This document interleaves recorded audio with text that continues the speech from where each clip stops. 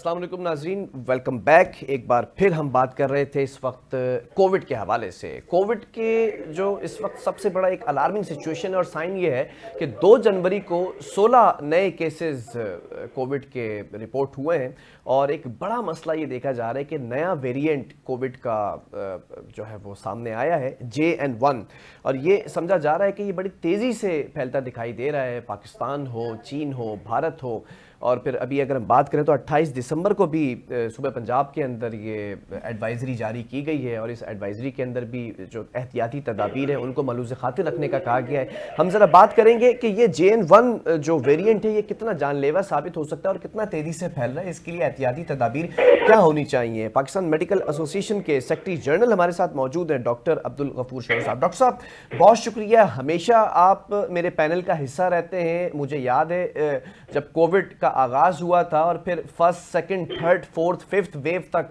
आप हमारे साथ रहे, लोगों को आगाह करते रहे, लोगों को बताते रहे कि प्रिकॉशंस क्या होनी चाहिए। एक बार फिर ये नए साल की आमद और फिर उसके बाद हमने देखा कि नया वेरिएंट आ गया है JN1।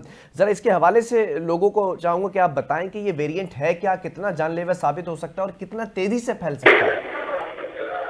बहुत शुक्रिया बिलावल। असल में बात यह है कि ये वेरिएंट आपको पता है कि जब से ये कोविड आया तो मुख्तलिफ वेरिएंट क्यों ना आते रहते हैं, लेकिन बेसिकली हम देखें एक ही किस्म का जो जरासीम है जो उसका अपनी शक्लें तब्दील करता करते दोनों लोगों को नुकसान पहुंचा रहा है। तो उसकी प्रिकॉशन तो हमें पहले जो बताते थे वही, उसमें कोई जो ना रद्द-बदल नहीं है, वो एज इट इज ही है।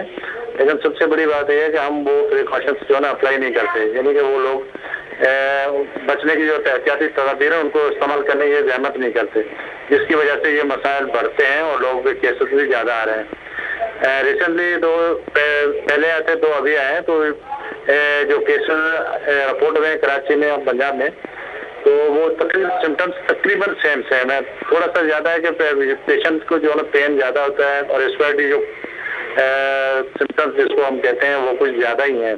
और इस वक्त अगर नमूनिया भी चल रहा है, जिन्हें इन्फ्लुएंजा भी अगर चल रहा है, तो उसके साथ ये जब मिल जाता है तो तकलीफ पेशेंट को बहुत ज़्यादा होती है और उसकी कंडीशन भी ज़्यादा ख़राब होती है, जो वो आखिर में जाके किसी हॉस्पिटलाइज होना पड़ता है उसको। और जो खासकर वो लोग जो ओल्ड एज हैं या बच्चे हैं, जो बच्चे यानी कि जिनकी इम्यून सिस्टम जो तो इतना स्ट्रांग नहीं होता, उनके लिए ये ज़्यादा खतरनाक है।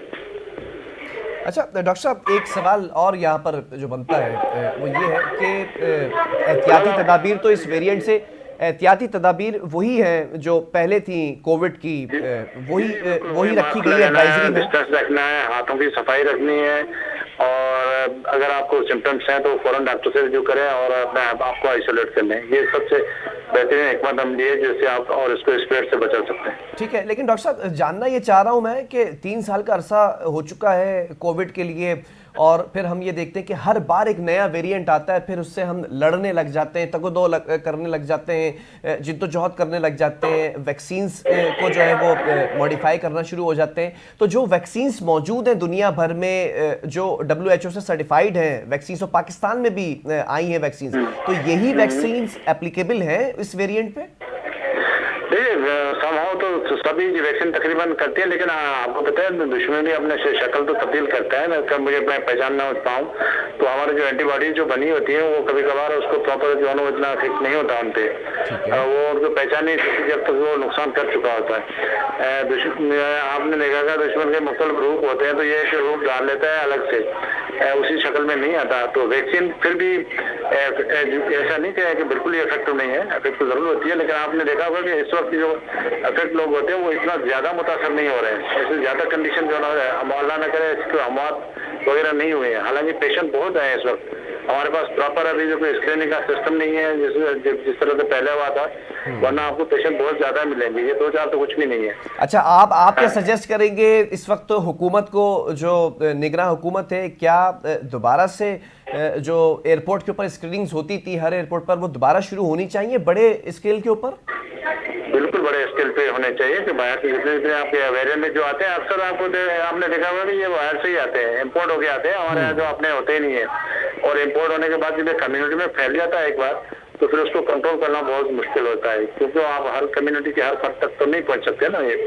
और हम इतने जो एडवांस जो तरक्की याफ्ता ममालिक में शामिल भी नहीं होते, कि हमारे पास ऐसी टेक्नोलॉजी हो जो हमको कवर कर सके। अभी भी जो 2 केसेस आए थे सामने वो बैंकॉक और अबू धाबी से ही वो केसेस रिपोर्ट हुए हैं, जो फ्लाइट्स यहाँ पर लैंड बिल्कुल हुई हैं। बिल्कुल बिल्कुल ऐसा ही होता है, या दुबई से आते हैं या तो सऊदीया से आ रहा है या चमन से आ रहा है कोई, इसी तरह से वो लेकर आते हैं, वही हमें इफेक्ट करते हैं। उसके बाद फिर स्प्रेड हो जाता है 1 से 2, 2 में 4, तो फिर मल्टीप्लाई होता है जल्दी जल्दी से। अच्छा डॉक्टर साहब, मैं आपको एक वाकया भी यहाँ पर सुना देता हूँ और ज़रा आपसे सवाल भी कर लेता हूँ। अभी कुछ ही अरसा कबल मेरे किसी दोस्त ने मुझसे कहा कि वो बूस्टर शॉट लगवाना है कोविड की वैक्सीन का। तो गालिबन मैंने हर लैब में, हर अस्पताल में पता किया, तो वो मुझे यही सुनने को मिला कि अब तक वो बूस्टर जो डोज थी, वैक्सीन थी, वो ख़त्म हो चुकी है, अब दोबारा एक लॉट आनी है। सवाल ये है कि ये जो नया वेरिएंट आया है, केसेस की तादाद बढ़ेगी फिर से, खुदा ना खास्ता कोई ऐसी हैपनिंग ना हो, तो उसके लिए प्रिकॉशंस क्या की जा रही है? वैक्सीन मंगवाई जा रही है पाकिस्तान में, दोबारा से फिर हम बूस्टर डोज की तरफ जाएंगे? मुझे नहीं लगता कोई ऐसे किस्म का कोई भी जो है ना वो वहाँ अभी कोई इनकी इंस्ट्रक्शन है गवर्नमेंट की तरफ से या कोई मंगवाई जा रही है, कोई प्रिक्वायरमेंट हो रही है, क्योंकि वो हम पहले भी उन्होंने हमें अल्लाह के हाथ से भी छोड़ दिया था, अभी अल्लाह के हाथ से ही है, देखते हैं क्या होता है। लेकिन ये कि इस वक्त अवेयरनेस अच्छी खासी हो गई है लोगों में, और प्लस जो है वो डॉक्टर्स को भी पता चल रहा है कि इसको किस तरह से ट्रीट किया जाता है, तो उसमें बहुत सारी जो है ना जो कॉम्प्लिकेशन है उससे बचा जा सकता है। लोगों जो है ज्यादा मेडिसिन वगैरह जो यूज न करें, एंटीबायोटिक का जो दरे ही जो इस्तेमाल होता है उससे जरा थोड़ा सा बचें, तो मेरे ख्याल में कोई इतना बड़ा मसला नहीं हो सकता। अच्छा डॉक्टर साहब, आप मेरे हेल्थ पैनल का हिस्सा हैं और आप बड़े हेल्दी पैनलिस्ट भी हैं माशाल्लाह से। मैं ये चाहूँगा ज़रा कुछ एडवाइस लोगों के लिए भी कि किस तरह से बच सकते हैं, क्योंकि एक बात बड़ी आम है कि हर शख्स को इस मौसम के अंदर नज़ला, खांसी, बुखार है, सर दर्द है, तो उसको कैसे पता चलेगा कि खुदा ना खास्ता वो किसी नए वेरिएंट का शिकार होने जा रहा है? देखिए फिलहाल वो तो आप जो लैब टेस्ट के अलावा आप कुछ कह ही नहीं सकते थे कौन सा वेरिएंट है या नहीं है, कोविड है या नहीं, वो तो आपको लैब में जाना पड़ेगा। लेकिन उसके अलावा आप ऐसा है जिस एक को होता है तो वो दूसरों के साथ मिल जाए के बैठ के वो छींके या उसके सामने बैठ के ज़्यादा जो है ना वो डिस्टेंस रखे तो ज़्यादा बेहतर रहेगा। हाथों की सफाई रखें और जो है आपके वो टैबलेट को इस्तेमाल करें जिससे बुखार ना हो, और गले में दर्द वगैरह जो हो तो उसके लिए गरारे वगैरह करें और स्टीम दे। तो ये प्रिकॉशंस है जहाँ, और जो ट्रीट करने के लिए आपको खुद ही सही कर सकते हैं। वो पेशेंट स्टेबल हो जाता है, 5 से 7 दिन में बिल्कुल नॉर्मल हो जाता है। अगर आपने जो ना अपने तौर पर सेल्फ मेडिकेशन शुरू की और उल्टी सी दवाएं खाएं तो उससे बड़ा मसला होता है, तो वो आगे जाके कॉम्प्लिकेशन और बढ़ सकता है। चलें, ठीक है, बहुत शुक्रिया डॉक्टर अब्दुल गफूर शुरू साहब हमारे साथ मौजूद थे, सेक्रेटरी जनरल है पाकिस्तान मेडिकल एसोसिएशन के।